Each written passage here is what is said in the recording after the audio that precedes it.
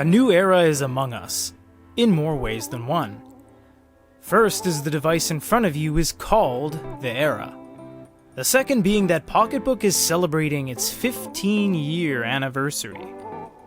Pocketbook started back in 2007, at the same time the Amazon Kindle was released, making them amongst the longest standing companies in the e-reader sector to date.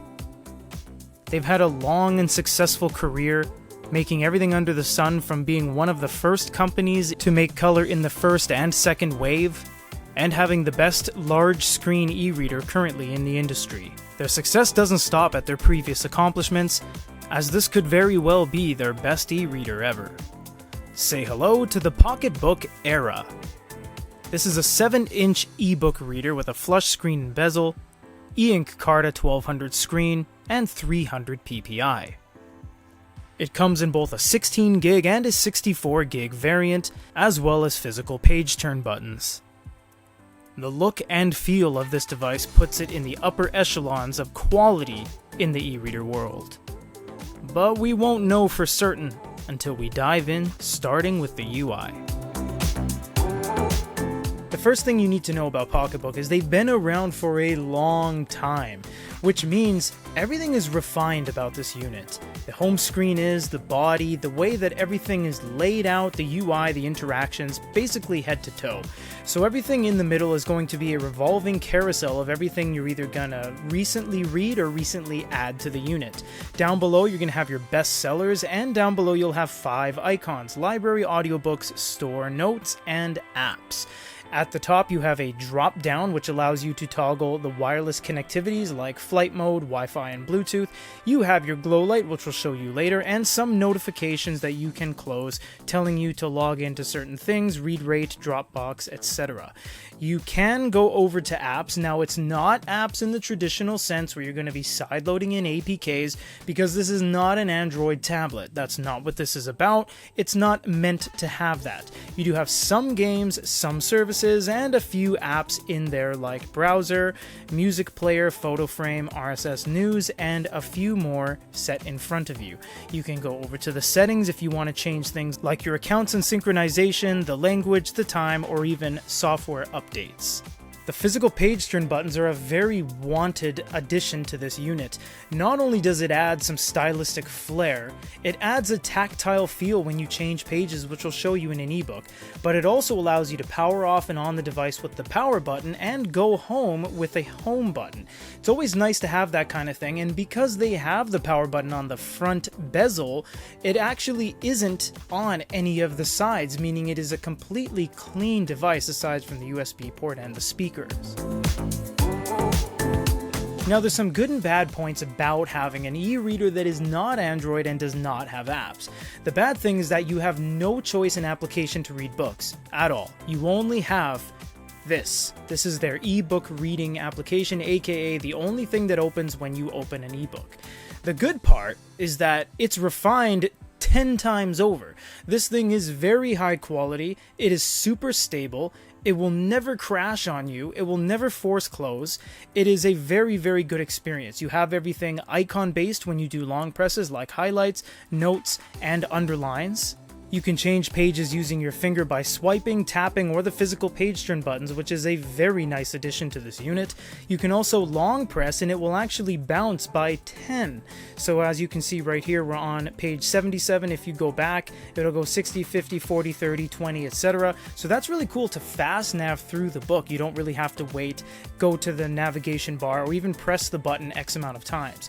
You also have something very interesting that Pocketbook has slowly been integrating for the past 4 or 5 devices, and that is Scribble. You can open this up and actually take notes on the unit using your finger or a stylus that runs on capacitive, and this is their lowest latency ever across any of their units. Pressing the settings down below, you can change your margins, your line spacing, or the font size via slider bar right here. You can even click on the A and you can choose from different fonts, and they have a ton of fonts. You even get a faux A2 mode just isolated here for when you have to move things around, and you can italicize and bold. Because this is running audio, you can use TTS or text to speech. An am as well prepared to die, as sinful mortal can be in faith and charity with all men. Many thanks to you, sir, for your kindness. But, sir, you may be of use here yet, can you? And his voice faltered, can you? We're not quite there with PDFs in terms of the screen size. The quality's fine, the PPI is 300, it's very high, and you have the ability to scribble and actually take notes on an ebook reader, which says a lot about the quality of device they're putting out here. This is really interesting how you can choose highlight or lines and actually scribble on a PDF to a very nice degree, I must say, on an ebook reader. This isn't a tablet by any stretch of the word. It's amazing that you're able to do this. It most certainly is. You can even make highlights by going to the highlight and it will highlight the text, even though that's a font 4 in this current setup. This is a very high quality experience, albeit you are lacking a little bit of screen real estate. You can do a few things to correct this. You can pinch and zoom like so, and the experience is actually pretty nice. It does allow you to go into a faux A2 mode. It's not a system-controlled A2 mode. It's just when you are navigating the pinch and zoom, and it does take a little bit of time to render, but once it does, it displays itself beautifully. You can go here and you can go to settings, and this will give you the only other way to change, which is reflow. You can change everything to kind of 2 columns. You can crop the sides, or you can fit to corners, fit to width, etc. You can also turn a bunch of things off, like the page numbers, the status bar, etc. And you can alter the saturation, the brightness, and the contrast with these slider bars. This is really cool because you can make things darker or lighter respectively. If you get too carried away, don't worry, you can press the reset and everything will go back to neutral. Other than that, it is a very good experience. It page turns very quickly, your pinch and zoom's fine, it doesn't really lag when you turn pages normally under any normal circumstances, although reflow does take a little bit of time. It is nice to have an accompanying stylus just in case you want to take some scribbles along the way. This is almost the perfect screen size for manga. It will depend on what kind of manga you're loading in there and how it's formatted for the most part, but you can always change that by pinch and zooming or snapping to the side corners, etc. Look how nice this looks. Look how crisp and clean and just absolutely flawless the experience is. You can do your pinch and zooming. You can maneuver with 2 fingers as well, which is something a lot of devices lack. You always have to use 1 finger. It is a very nice experience. This is perfect for manga. You have those physical page turn buttons. You can sideload in your own manga, your own PDFs, your own different formats. It has a variety of formats, them being a very international and open company. Unfortunately, there is no way to download any manga app, so if you're looking to download Manga Rock or something like that, that is simply not possible. You are going to have to rely on sideloading, but it really isn't a problem. You do have a 16GB variant and a 64GB variant as well, so you can go ahead and buy the bigger variant if you want a little bit more storage space. That way you can put a lot more manga on here. No, this is not an e-note. It's not meant to be a note-taking device, but they have an app for it called Scribble. And in fact, the Pocketbook Color was the first color e-note ever, technically.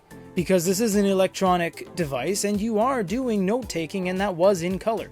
This one, of course, is black and white, so you only get 8 shades of colors, mixes of blacks and grays, etc. And you do not have pressure sensitivity. Because this is just a capacitive pen, the little gel thing that this is connected to is the same as your finger.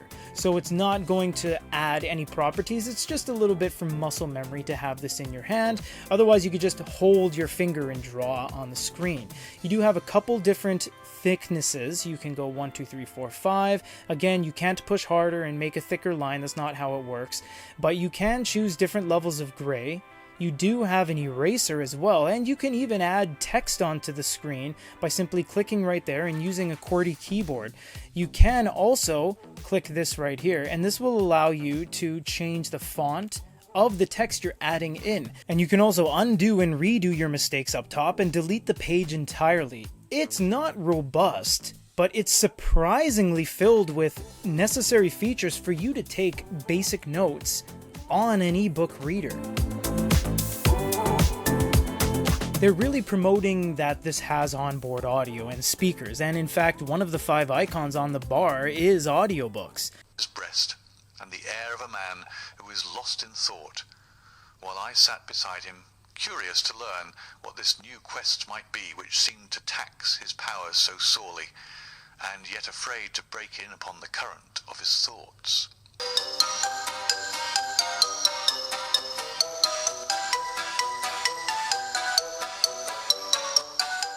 The Pocketbook store is laid out as you'd expect it. Everything's basically in the middle with categories and new releases up top.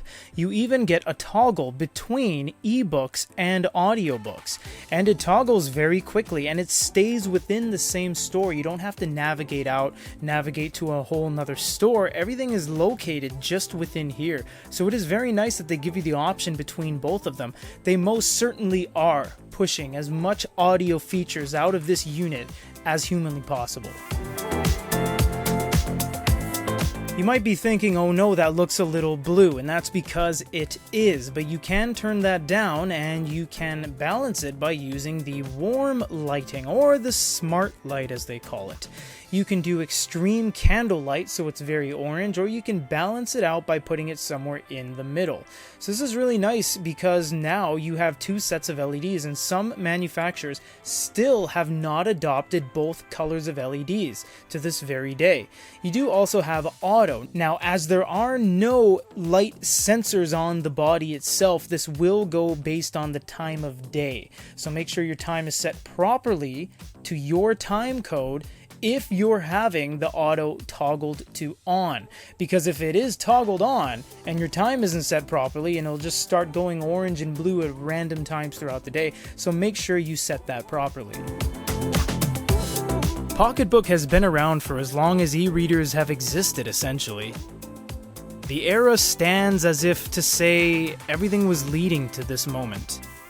It's so balanced, it's so beautiful, and it's purpose-built, meaning that it is truly an ebook reader with minimal bells and whistles to get in the way.